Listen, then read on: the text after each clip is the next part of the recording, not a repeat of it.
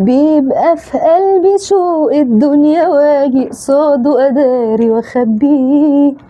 ليه وازاي مع ان مفيش في الدنيا احن عليه من قلبي؟ بداري ليه حنيتي والقسوة تغلب رقتي، وارفض له اي كلام يقوله عشان ابين قوتي. لو لقيتي نفسك بقى في الاغنيه دي تعالي لي بقى اشرح لك انت بتبقي عامله كده ليه، ونحلها كده ونفكر مع بعضنا علشان تبقي عارفه هي ليه بتعمل كده، دي بتبين انها جامده، وازاي تبين الست اللي جواها. اول حاجه هي بتقول لك ايه؟ بتقول لك مش عارفه ليه انا بعمل ليه جامده قوي وقويه عليه. يعني هي لاحظت نفسها، هي بدات تلاحظ نفسها، ودي مهاره ستات كتير بتبقى مفتقداها. هي مبتبقاش واخده بالها ومش بتلاحظ نفسها، مش بتلاحظ مشاعرها. هو انا ببقى عامله ازاي لما بتكلم مع شريك حياتي؟ فدايما لما يجي شريك حياتها يشتكي من حاجه هي تقول لا ما حصلش، انا مش عامله كده. الحقيقه انها ما عندهاش مهاره ملاحظه الذات، يعني مش بتاخد بالها هي بتتكلم ازاي. وبتتكلم ازاي دي مش معناها بتقول ايه بلسانها، لا، بتتكلم ازاي هي كل فتفوته في جسمك وفي وشك وفي تعبيراتك وفي عينيكي بتقول معاكي حاجه، بتوصل شعور معين لشريك حياتك. احيانا بيكون هو ده السبب انكم كل مره بتتخانقوا على نفس الموضوع، عشان هو كل مره بيوصلوا حاجه من جسمك وشكلك وطريقتك في الكلام بتخلي الدنيا تبقى مش كويسه. فاول حاجه نفصصها كده مع بعض، هي لاحظت نفسها مش عارفه ليه انا بعمل ليه جامده قوي وقويه عليه، دي ملاحظه. بعدها بدات تدخل جوه شويه تقول لك ايه؟ مع اني لما بشوفه ببقى نفسي اضمه. صح؟ يعني هي قالت هي بتبقى عامله ازاي بره، انتبهت لبره. تاني حاجه انتبهت لجوه، مع اني بقى شعوري الحقيقي اعترفت بيه، ما قالتش ايه لا اصل انا عامله كده عشان هو يستاهل، اصل هو بيعاملني ازاي، اصل انا مش بقولك ان ده مش حقيقي في بعض الحالات، بس هي هنا بتتكلم على نفسها. ركزي على نفسك، شوفي انت بتبقي عامله كده عشان انت بتبقي حاسه ايه، مش بس عشان قدامك بيعمل ايه. اوكي؟ لان احيانا بيبقى مشكلتك مع نفسك مش مشكلتك معاه.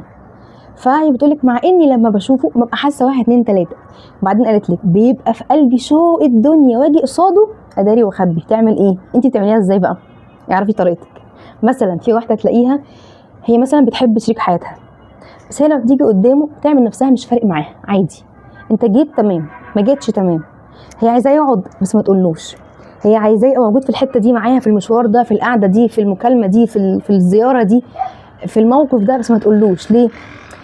هنكمل وهنعرف. بس يعني دي واحده من الحاجات اللي هي بتعملها، هي ما بتقولوش ان وجوده فارق، ما بتقولوش انها محتاجه وجوده، ما بتقولوش انها عايزاه.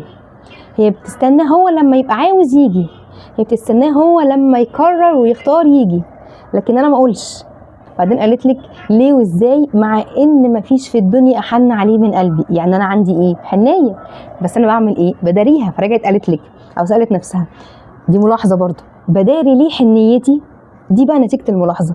هي لما لاحظت ان هي بتعمل كده معاه، مش عارفه ليه انا بعمل ليه جامده قوي وقويه عليه، وبدات تلاحظ هي بس هي مع اني من جوه حاجه تانية. النتيجه كانت بدات تسال نفسها طب انا بداري ليه حنيتي؟ بداري ليه حنيتي وايه تاني؟ والقسوه تغلب رقتي وايه تاني؟ وارفض له اي كلام يقوله عشان ابين قوتي. ده بقى السلوك الخارجي اللي هي بتعمله، اللي هي من بره شريك حياتها يجي يقول لها هو انت اي حاجه لا وخلاص، هو انت شريك مخالف، هو انت مش عارفه مش عايزه تريحي. الجمل اللي تسمعها من بره، بس هي دايما بترد عليها بانه ايه؟ انا حرام عليك يا ظالمني، انا ده انا بعمل غير لحد عشانك، ده انا كل حاجه بعملها عشان تريحك، هو انت كده مش طمران فيك. قصص كده كتير بره، بس هي من جوه لو الجمله دي بتتكرر كتير بره اهدي وارجعي لاحظي نفسك. انت بتعملي ايه؟ انت ظاهره كست عامله ايه؟ انت ظاهره زهره، مش زهره ورده، وان كنتي زهره ورده، بس يعني زهره ايه؟ الست بتاخدش بالها هي بتلاحظش نفسها ليه؟ لانها في الغالب بتبقى مركزه قوي مع شريك حياتها قوي، هي كل الرادار بتاعها كل حواسها الخمسه والاكتر منهم مركزين مع شريك حياتها. هو قال ايه؟ هو قاله ازاي؟ هو قالها لي بطريقه عامله ايه؟ هو قال جمله ايه؟ هو وافق ولا رفض؟ هو جاي، وتعرف تلاحظه قوي، هو جاي موده النهارده متضايق، لا شكله هو كويس، لا شكله منزعج، لا بصي حران، لا ده بصي، وتعرف هو محتاج ايه، لا ده شكله محتاج كذا. ليه؟ عندها رادار، بس الرادار بتاعها ده هي موجهه عند شريك حياتها بس. وجهي لشريك حياتك بس مش بس، وجهي لنفسك انت كمان عشان تعرفي تتعاملي معاه. وجهي لنفسك واعرفي انت حاسه ايه، انت عامله ازاي معاه، انت جواكي بتفكري في ايه، انت جواكي محتاجه ايه، انت جواكي حاسس ايه، جوايا حنيه، جوايا برود، جوايا شوق، جوايا حب، جوايا ضغط، جوايا ايه. فجزء من انتباهك دي تاني حاجه، جزء من انتباهك رجعي لنفسك، لاحظي نفسك عشان تعرفي تتعاملي بطريقه تناسبك وتريحي نفسك وتريحي اللي قدامك. فكانت النتيجه انه بدات تسال نفسها اسئله، هو انا بعمل كده ليه؟ ليه بداري حنيتي والقسوه تغلب رقتي؟ دي سلوك خارجي هي انتبهت له، وارفض له اي كلام يقوله عشان ابين قوتي. بدات تبقى عارفه هي بتعمل ايه معاه، وفي الحقيقه هي عندها مشكله في ان هي بتبين حاجه بس هي حاسه حاجه تانية، او مش بتبين اللي هي حاساه، ممكن نقولها كده، مش بتبين حنيتها، مش بتبين العاطفه بتاعتها، بتطلع نفسها في شخصيه كلها اوردرات، يلا اعمل، روح، هات، اشتري، جيب، ما جبتش، عملت، بقت كلها كانها محاسب. والست اللي جواها دارتها، فالتواصل بتاعها، طريقه كلامها مع شريك حياتها ما بقتش ست بتتكلم، بقت مديرة الحسابات في الفرع بتاعنا في الشركة بتقول ان الشقة دي او البيت ده ناقصه 1 2 3، يبقى هات معاك 1 2 3، انت ما جبتش ليه 1 2 3، انت ما جيتش هنا ليه، احنا عايزينك تيجي هنا، انت ما عملتش ده ليه، الناس بتشتكي من كذا، ده في ناقص، كأنها بقت مخزن وبتجرده. فلما بتعمل كده الست بيطلع يترد عليها بايه من بره؟ ومعامله مش بتعجبها. ليه؟ لانها ما طلعتش الست بتاعتها. طب انت ما طلعتيش الست اللي جواكي، اللي قدامك هيعاملك على انك ست ازاي؟ وبعدين يجي يبدا يديكي مواقف وردود فعل مش عاجباكي، تقولي في حد يعمل الست بتاعته كده؟ طب ما تطلع، ما الست بتاعته تطلع الست بتاعتها وتتعامل بيها بذكاء، وتعرف امتى تطلع الست دي وتطلعها امتى وازاي وفين، وامتى محتاجه مواقف فيها رجوله، مواقف فيها انا كنت ب100 راجل، اوكي، مواقف مش حياه، مواقف فيها شجاعه، فيها قرارات، فيها اوردرات يا ستي، فيها منطق، فيها 1 2 3، فيها سرعه وانجاز، صح، بس ما تبقاش حياتي كلها كده. ممكن تبقى فتره في حياتي كده لاسباب معينه، ممكن تبقى لقطه من يومي كده، يوم في اسبوعي كده، اسبوع في شهري كده، شهر في سنه كده، سنه بحالها كده بس من عمري. لكن علاقتي بيه كلها قايمه على اني سايبه الست على جنب في وقت خاص بس معين، وبقيه المعامله بقى في اليوم العادي هي الست دي راحت مشوار. هو ده اللي بيطلع ست بتاخد معامله من شريك حياتها حتى لو هو عنده الرجوله اللي يعرف يديها بيها المعامله اللي هي عايزاها، هي بتخلي المساحه دي من عنده ما تطلعش لما بتداري الست بتاعتها وبتداري العاطفه بتاعتها وبتداري الحنيه بتاعتها. تعالوا نكمل. بعدها قالت لك ايه؟ قالت لك بتعبه على قد ما اقدر وغصب عنه بيتحملني. هي فاكره انه غصب عني، مش فاكره انه ده عشان بيحبها، فبتسحب من رصيد الحب وهي مش واخده بالها. بتعبه على قد ما اقدر وغصب عنه بيتحملني، بعمل قال مش فارق عندي.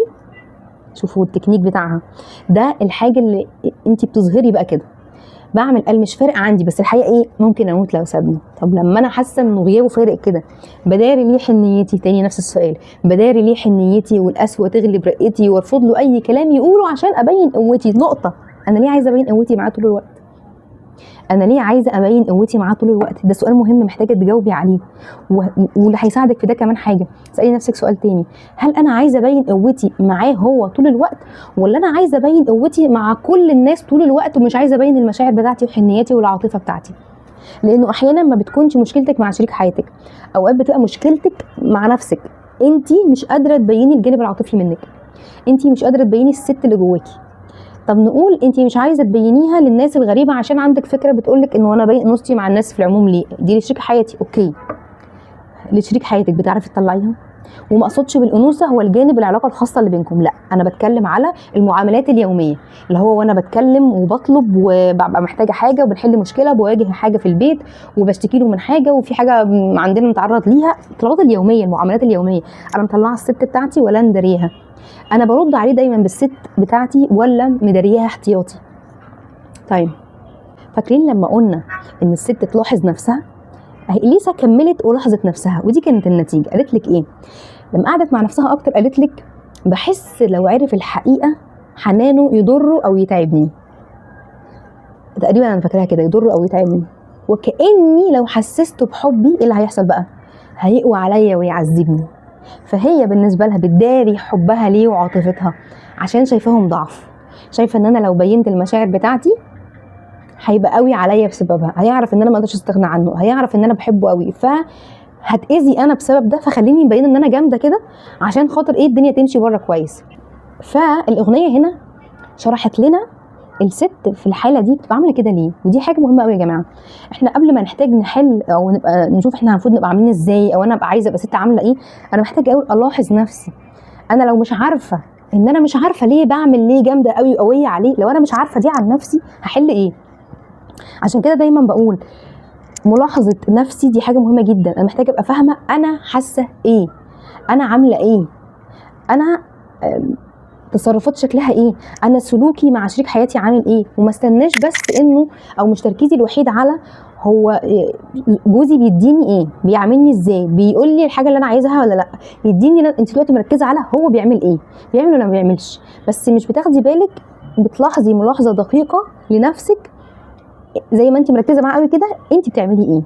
وده اللي بيخلي اوقات كتير مفيش حاجه بتتصلح لسبب لانك مش شايفه ان ليكي دور في المشكله. ومش لازم تبقى مشكله يعني ملامه وانت بقى احساس بذنب ومين اللي مقصر، ما بتكلمش على كده. احنا اللي ربطنا الغلطان في حاجه بان هو ذنب بقى وتقصير ولوم وتانيب وكده، وده مش حقيقي. الحقيقي انه انا محتاجه الاحظ نفسي عشان لو في حاجه انا ليا يد فيها في النتيجه بتاثر على النتيجه اللي احنا بناخدها في علاقتنا او في المشاكل بتاعتنا ابقى انا عارفاها. فابقى شايفه انه والله انا اكتشفت ان انا لما لاحظت نفسي كده وقعدت قعده اليسا في نفسها ان انا صوتي بداري فعلا مشاعري الطيبه، بداري عاطفتي، كلامي له ناشف شويه.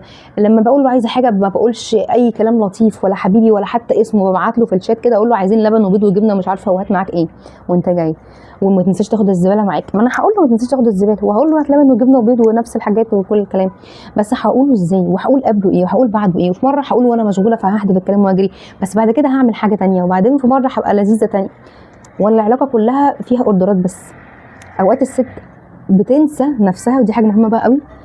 طيب خلينا نسال سؤال، طب انا لقيت نفسي كده ابدا منين؟ ابدا ابقى ست مع نفسي الاول. ما تربطيش احساسك بنفسك كست بشريك حياتك. اهتمي بنفسك واهدي وحطي فواصل في يومك ليكي ولنفسك الاول، عشان ده يسمع في علاقتك بالادوار بتاعتك اللي هي بقى انك زوجه، انك ام، انك موظفه، انك عندك بيزنس، ايا كان.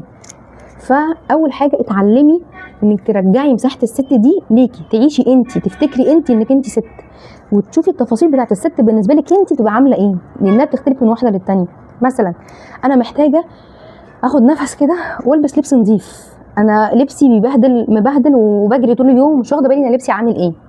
انا محتاجه اكوي لبسي، انا بلبس بقالي كتير بخرج بلبس مكسر عادي واقول اصل انا نازله اجيب الباص العلم الباص، ونازله مش عارفه رايحه مشوار مدرسه ولا رايحه اجيب حاجات من الماركت ولا رايحه اعمل السوق ولا ايا كان، فطول الوقت لبسي مبهدل ومكركب. هو ده بيعمل ايه؟ بيخليكي انت صورتك عن نفسك طول الوقت انك بتجري بتحلقي، بس مش انك ست بتعمل مهام في حياتها. عارفه انك مشغوله وعارفه انك وراكي مسؤوليات ربنا يعينك، بس في نفس الوقت افتكري مساحتك انت. ممكن اودي مثلا لبسي يتكوي مره في معرفش قد ايه، او انا افضي نص ساعه من وقتي اكوي اللبس بتاعي اللي هحتاجه الاسبوع ده عشان لما عاوزه يبقى لبسي نضيف ومكوي. افتكر اغسل لبسي، افتكر اهتم بالتفاصيل بتاعه مظهري انا، اخد الشاور بتاعي، ما اقولش بالليل اخر اليوم او مش قادره فبكره، مش قادره النهارده ومش قادره بكره. بيخلق شخصيه درجه نظافتها مش كفايه. طب نظافتها بتفرق في ايه؟ مش هقول لك لشريك حياتك، هقول لك ليكي انت الاول. انت احساسك بجسمك وهو نظيف وريحتك حلوه ومترطب غير وانت بتجري طول الوقت وعرقانه ومجهده ومش بتاخدي الشاور بتاعك، جسمك سخن. فالجسم السخن بيعمل ايه؟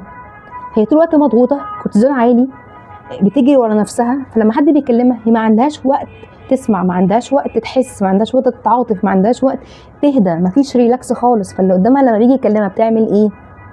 بترد بسرعه، بتقاطع في الكلام، اخلص بسرعه، شقلب. عارفين طريقه شقلب وقلب اللي هو بسرعه بقى، يعني دقيقتين تلاته قولي اللي عندك خلينا نخلص عشان ورايا مش عارفه ايه.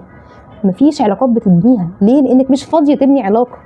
انت مشغوله طول الوقت، دماغك بقت مكنه طول الوقت من كتر المهام اللي وراكي، ربنا يعينك تاني. ولكن محتاجه افكر نفسي بمساحه الست بتاعتي اللي بتهتم بنفسها، اللي بتقعد تعمل حاجه بالراحه، اللي بتاكل حاجه عدله في يومها، اللي بتاكل حاجه بطريقه ممتعه. مش هقول لك ستي صحيه، ده على حسب هدفك انت، بس على الاقل لما تيجي تاكلي اللي هتاكليه كلي حاجه بتحبيها، تنبسطي بيها، تستمتعي بيها، اعمليها بطريقه بتحبيها مش الموجود. زي ما بتهتمي مين في البيت بياكل ايه، انت كمان بتحبي تاكلي ايه، انت كمان بتحبي تقضي يومك ازاي. انا ورايا مسؤوليات ومشغوله اوكي، بس في وقت لقطه في اليوم تعرفي تهدي فيها، تعرفي تفتكري، تعملي لنفسك كوبايه حاجه تحبي تشربيها. تعرفي تهدي 5 دقايق في الحمام، مش هقولك بره مع الناس، في الحمام 5 دقايق واسكتي. هتعرفي قبل ما مثلا بعد ما الولاد ينزلوا يروحوا في حته او انتي ما ترجعي من شغلك تاخدي لنفسك 10 دقايق نص ساعه في اوضتك تفصلي، على حسب انتي 5 دقايق، على حسب كل واحده وظروفها. في واحده تعرف تفصل ساعه، في واحده تعرف تفصل 5 دقايق، اوكي مفيش مشكله.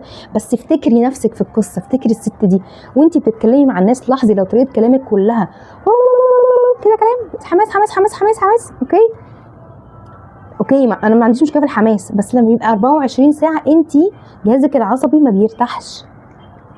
فمحتاجه وانا بتكلم مع الناس افتكر اهدي نفسي. انا بكلمك دلوقتي ساعات اتحمس واقرب من الكاميرا ومش عارفه ايه، وبعدين ارجع اهدى تاني. ليه؟ عشان باخد نفس، برتاح، بعرف اكمل الكلام. اوقات بتحمس فبسرع في الكلام، بس اوقات تانية بهدى وبتكلم بالراحه.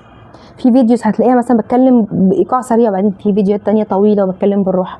انا ليه عامله بودكاست مش عامله فيديو سريع دقيقه ونص بس؟ عشان انا محتاجه ان انا اكون في شغلي في جزء فيه انا بقدم محتوى يفيد الناس، بس بتكلم بالراحه. اوقات بتحمس وانا بتكلم، بس معايا الفيديو لو وصل لنص ساعه انا تمام. ليه؟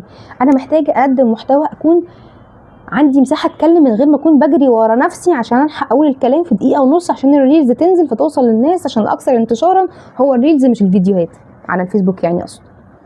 في حين انه انا عايزه اتكلم براحتي، ابقى اقص بعد كده بقى ومنتج الكلام ده وانزل منه ريلز، بس انا عايزه اتكلم براحتي. فده في شغلي اهو، الطريقه اللي انا بلبس بيها، باخد وقتي عشان البس، باخد بختار حاجه بحسها النهارده. لما باجي اتكلم مع حد ببين العاطفه بتاعتي، لما باجي اسمع حد بتعاطف معاه. مش دايما ردودي فيها حلول واقتراحات واعمل وروح وتعالى وكنت عملت وكنت جبت وكنت مش عارفه ايه. اهدي واسمعي الناس اللي في حياتك، اهدي وتعاطفي مع اللي بيتكلم. مش لازم تقدمي حلول، مش لازم تقدمي دايما الحل الصح اللي ينقله ويخليه يقول لك يا ده انا مش عارف قبل ما اكلمك كان هيجي الحل ده في دماغي ازاي. مش لازم تبقي بتاعت حلول. ممكن تسمعي وتحتوي وتطبطبي وتدعمي، يبقى عندك مساحه. الناس انت مساحه امان، الناس بتجيلك فيها عشان في مساحه، عندك مساحه انثويه، الناس بتعرف تلاقي مساحه لنفسها جنبك.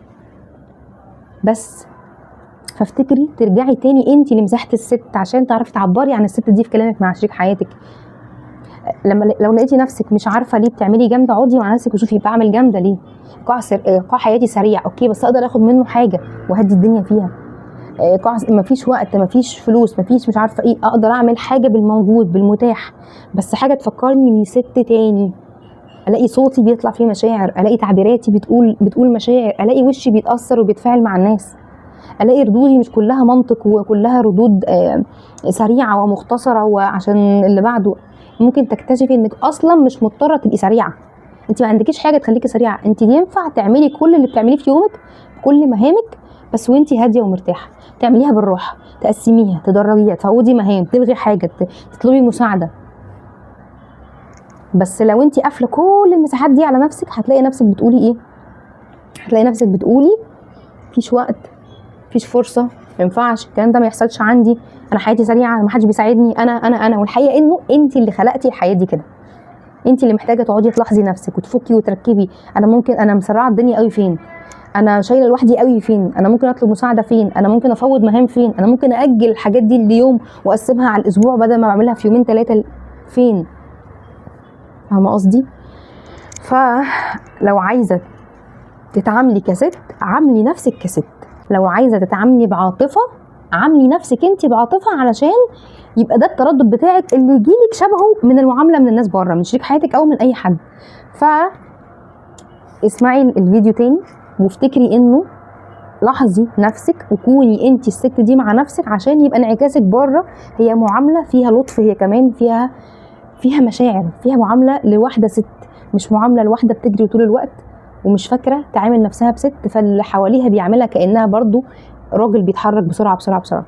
انا مش عايزاكي تلومي نفسك من اللي بقوله، كلنا بنمر باوقات دي، كلنا بنمر بالاوقات دي، كلنا بنمر بفترات من حياتنا سواء سنه او سنين احنا بنتعامل بسرعه، بس بنتعلم، بنعرف عن نفسنا، بنلاحظ، بنبدا ناخد بالنا، نبدا نهدي السرعه.